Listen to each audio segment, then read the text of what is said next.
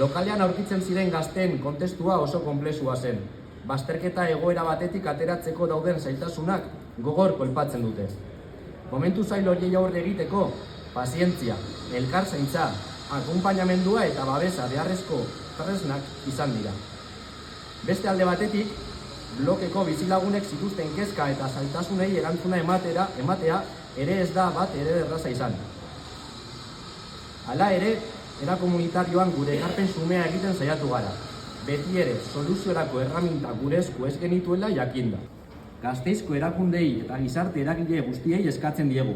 Konpromisoetatik harago, gatazkaen kudeaketa positiboarekin, gizarte kohesioarekin, diskriminazio, kalteberetasun, segregazio eta gizarte bazterketarako egoeren prebentzioarekin, kulturartekotasunarekin eta bizi eta elkarrekin bizi nahi dugun hiriaren sorreran, ardurak har ditzagun, herritar guztien parte hartzea sustatu eta bermatuz.